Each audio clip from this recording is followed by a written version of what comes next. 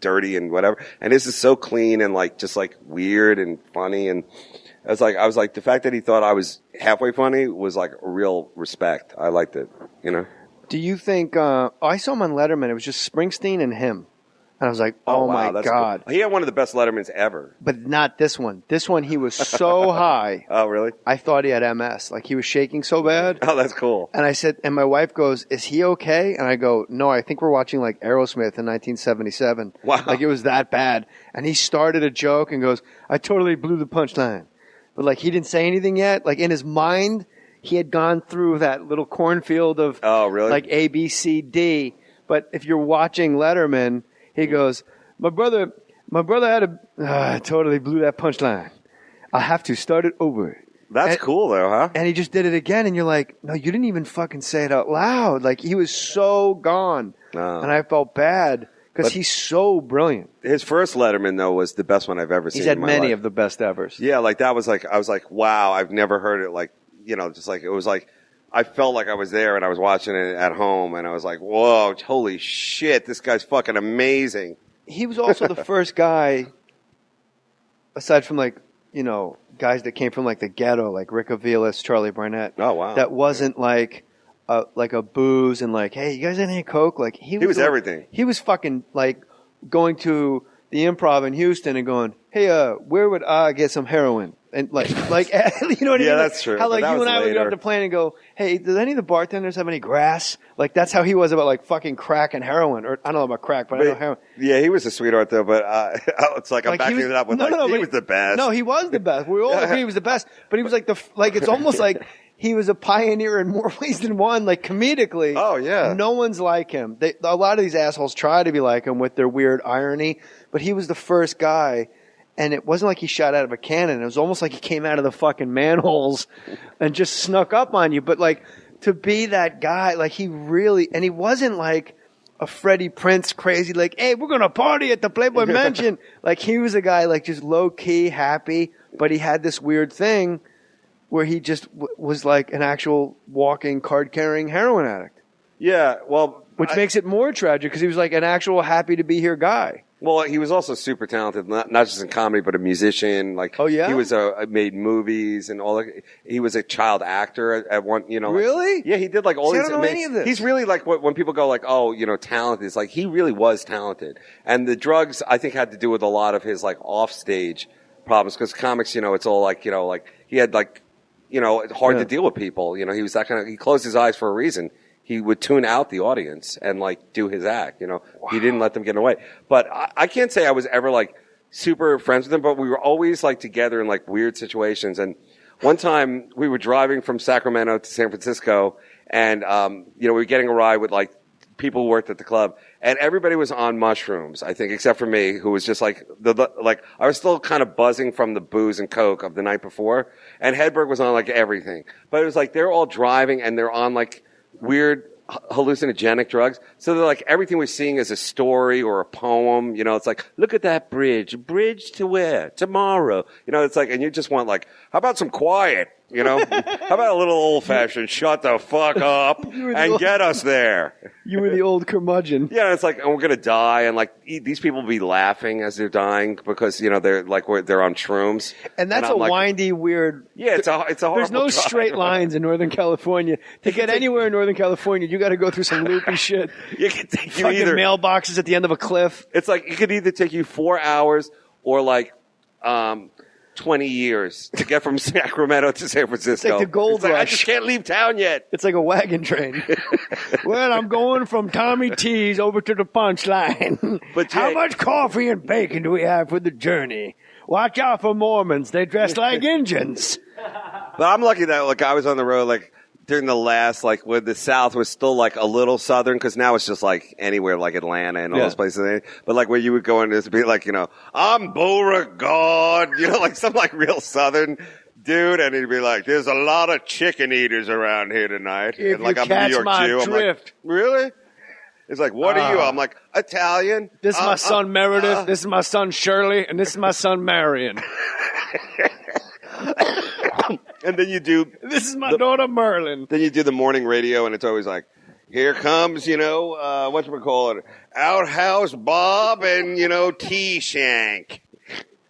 It's like, well, what do? You live in fancy New York City. They're throwing bagels at me with their eyes, Yeah, New York City. They have such contempt for the fact that you have like a fucking iPad. Yeah. We do things a little simpler down here. I'm like, we're in fucking Tempe. What are you talking about? It's so like all those good road things. That's all fucking over now. So that's all done. So there's no reason to go on the road. This is what I really wanted to ask you. I wrote it down to make sure I asked you. What is it about the road that becomes so depressing? Because my wife said she doesn't think drugs have killed as many comics as much as boredom has killed these comics. True. Like the Hedbergs and the Geraldos and these guys that go out on the road and like Freddie Soto's. Like she thinks it's the boredom and you have nothing else to do. So you just every day you just take it up a little extra notch and you mix and you do this and you party afterwards. But to the person on the street, the ham and egger, hey, I'm a Mason. It must be great. You just drive across the country. And then every night you're adored for an hour, twice a night, every week at 5 times from Thursday to Sunday. There's 5 times you walk out on stage and people go, we bought our ticket a month ago. You're the fucking greatest. And then you drink with them or you hang out. You smoke grass in the parking lot. You go to their fucking high school or their college football games if they ask you. You do their radio. You get to be on the radio. Right. Why is that depressing? I don't know. I think. But it is. For it each is, guy, right? it is. It is depressing, right? Because you're right. Like when you look at it from the person of like, wow, you're living especially like it's what I call the airport gift shop moment, where it's like you work in an airport gift shop. You get to see people go to amazing places, yet you never get to go anywhere. Yes, and you used to do a bit about that about bank tellers that I loved. Oh, okay. Well, counting other people's money. Yeah, counting other people's money. Like there goes my car payment, my rent, my life, Hawaii. I never figured that joke out. That was a good. I love any like money number jokes. I guess the Jew in me loves. But that. it is fascinating. Like you're a bank teller, and all day you're just counting out your dreams. You're just watching your entire overhead go to other people's hands. I love how they count. Like I always ask people, like, how do they learn how to do that? It's like practice. Chris Bills. Getting hard just thinking about it. Thailand. Do you like when you get paid in cash? That's always the good story. The first time you get paid in cash. Whoa. The Indian casinos always want to pay you in cash. Oh, do they? They go like, if you're making like 10 grand, they'll give you they'll have a check ready for like 1,000, and they'll show you a briefcase of 9 grand and go, how much do you want? Oh, because they want you to go spend it back out on the floor. Oh, I've done that many a time. Spend the check there. I'm always like, fuck that. Give me my check, mail it. Yeah. I seal it and I mail it at the casino and they get mad. But hold on. Let's backtrack. Okay, the road is depressing. I get depressed when I'm out. Well, but now you're an older guy, but when you were younger, it was exciting. I mean, I found it exciting. But after a while, you're like, young. I want to fucking go home. This is ridiculous. Yeah. I can't keep doing this. But like, there's people that will request a song on the radio, and when they go, all right, Matt Cohen just requested, and you go, did you hear? They said my name on the radio. Like, even having your name mentioned, like, that's the reason we call the telethon, just to see your fucking name go across the bottom of it. Hey, Dave Attell, $10. I never got into it, though. I have a real problem with, like, I don't want to be famous or anything. I just want to be a good comic, You and I, that's my point, is that comics don't get into it. I don't. I mean, we don't go, oh, my God, I'm going to Atlantic City. I'm going to be at, like, Dave Attell, January 14th at the Borgata. You're going to do press in Philly and Atlantic City. Yeah. Like, there's just all these guys that you put up on the pedestal, these guys that work their balls off for a living. Yeah. Like, if those guys one day just got to sit on Opie and Anthony for 4 hours or 3 hours, that would be their story. Oh, sure. For the next 10 years ago, there was that one day I got to be on the radio. And there was that other time, you won't believe this, I got to do 4 radio stations in one morning just talking about me and how great I am. And everybody knew everything about me. And then that night I walked down on stage and people applauded because I showed up. True. Why? You're right. Why is it depressing? Why? Is it because it's too long? Like, what is it where the money and the happiness, if you picture like the scales of justice, and when you first get out on the road, it's just a big pile of money and happiness on one side. And it just erodes over time where you're like, what am I doing? And as you get older, you're like, oh, it's more depressing. What am I doing? There's a fucking banana licking its lips on the wall behind me. It must be a hilarious place to be. Well, he's wearing sunglasses. Without being a dick, without trying to be a dick about it, it's like, yeah, you are very lucky to be able to do it, but everything becomes routine after a while. And to be honest, getting up at 6 a.m. to do radio where the guy knows nothing about your act, or he's like, okay, give me some setups. And you're like, okay, well, I do this great, like, nun licking my ball sack. Sure, kid. Let's go to Ginger Chan with weather. Yeah, I mean, like, if you're that kind of comic where everything like fits into place for that kind of stuff, it's not. But if you're like a filthy, dirty comic, or like you just want to go off the script, these guys never really, they're afraid of that, and radio becomes like a hard deal. That's why this is cool, like a podcast, like we can really talk, not only a guy who's done comedy, you, but it's also like this unscripted, uncensored shit, which is like the best. On radio, there's a lot of fucking things that have to be said and paid, and we got to go to Gail with the weather, and Tim, retard Tim's going to come in with a breakfast burrito, and there's a lot of fucking. It's the Friday fart song, so wrap it up.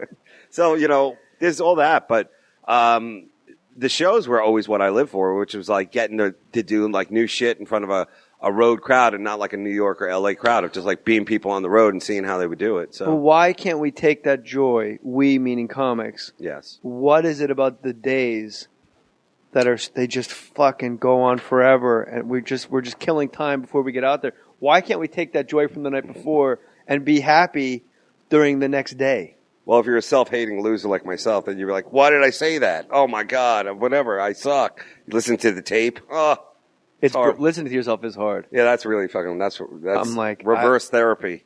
That's what I call it. You never feel good about yourself after a tape. It's like piling on. These young comics, like I go, how was your half hour? They go, I really killed it. I nailed it. I'm like, I can't fucking, I've never had a set where I go like, wow, I really killed it. Or I nailed it. Like, couldn't be any better. Couldn't ask for any better. Your DVD, CD, Thanks for the Memories. Skanks for the Memories, sorry. Yeah.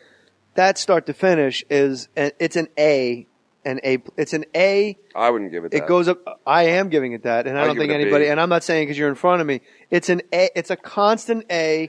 It dips to like a B plus, barely at times, and at other times it just fucking hums along at A plus. Like you are just boom, boom, boom. That's boom. when I had like a great fucking like, that was my first thing. So I had like 7 years of fucking material in me.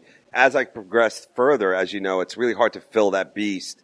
Of new jokes. That's why, like, I always go That's why Jenny was so fascinating, because he was Well, for me, because he was like an ultimate joke writer and whatever. But a lot of people have problems with jokes, but I don't, because it's like, people always say like, oh, that's too jokey. I'm like, okay, well, tell me a joke that you think, and they never can. Right. So it's like, it's better to be on the side of jokey than to be on the side of like fucking whatever, just nothing funny, I see a lot of comics. I see a lot of these young cats out there now. And there's a lot of great young comics, by the way. Yes, but there's also a lot of comics that are a little famous that I watch, and I feel like our parents, I don't know why people are laughing. Yeah, it's a generational thing. And like they have their own specials, and there's fucking lights behind them with shit spelled out, and like it just seems like everything's an inside joke, that I wasn't on that fucking MySpace train when they get put up, when like Aziz put out the Randy memo. And I'm like, why is everybody laughing? All he said was Randy. The place is in fucking. That's his Merlin. Randy. And then there's like R-A-A-A, 8 A's and an N and a D. But like people go fucking crazy. And he's obviously a real funny guy. But but I just go, you just said, I wish my life was that easy. Randy. Well, he's like that show, Human Giant, that he did was a great show, and like it doesn't get as much credit as it should, because that was a really like pure sketch show that they did on. Is that where Randy came from? I don't know. But I saw that exact thing when they're at the Improv, and he comes out and he's going out on the road with Sandler. He's the new guy, so that whole fucking bit that everyone's screaming at is just from that like 2 minutes of screen time.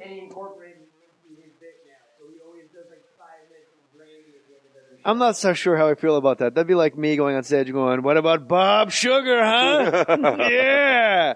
I'm sure he hates it. If like he has to close with it, he must hate it at this point. But the balls would be opening with it and then closing fucking like, I have no idea where this is going. For the that's what I used to do. I used to go, and I'll do it now, is I'll walk on stage and I'll do my walk-in first. I'll tell that story, your dog has no tail. Mm-hmm. I do it first. Because then at least I know for the next 45 minutes, no one's going to fucking yell, they're walking. Yeah. Like, they get angst. And I always say the same thing. It's a hit. It comes at the end. Like, do you go see the Eagles and sit down and start screaming, Hotel California, please? Hotel California, please. Why isn't he doing Hotel California? Because that would be great if they said please at the end. Please. Like in a mental hospital, please. I'm hungry now, please. How about I eat your cornbread? Please let me have your cornbread. Jay, you didn't bring up the word that we both love the most, the boogly. Oh, boogly and Oh, boogly. Attell loves things spooky. So high. Oh, really? I thought he had MS. Like, he was shaking so bad. Oh, that's cool. And I said, and my wife goes, is he okay? And I go, no, I think we're watching like Aerosmith in 1977. Wow. Like, it was that bad. And he started a joke and goes, I totally blew the punchline. But like, he didn't say anything yet. Like, in his mind, he had gone through that little cornfield. Oh, brilliant. His first Letterman, though, was the best one I've ever seen. He's had in my many life. of the best evers. Yeah, like that was like, I was like, wow, I've never heard it like, just like, it was like, I felt like I was there and I was watching it at home and I was like, whoa, holy shit, this guy's fucking amazing. He was also the first guy, aside from like, field of like A, B, C, D. But if you're watching Letterman, he goes, my brother had I totally blew that punchline. I have to start it over. That's cool though, huh? And he just did it again, and you're like, no, you didn't even fucking say it out loud. Like, he was so gone. Oh. And I felt bad because he's guys that came from like the ghetto, like Rick Avilas, Charlie Barnett. Oh, wow. That wasn't like a booze and like, hey, you guys had any coke? Like, he was everything. He was fucking like going to the Improv in Houston and going, hey, where would I get some heroin? And like, you know what I mean? Yeah, that's true. How like you and I would get off the plane and go, hey, does any of the bartenders dirty and whatever? And this is so clean and like just like weird and funny. And I was like the fact that he thought I was halfway funny was like a real respect. I liked it. Do you think? I saw him on Letterman. It was just Springsteen and him, and I was like, oh wow, my god, cool. He had one of the best Lettermans ever. But not this one. This one, he was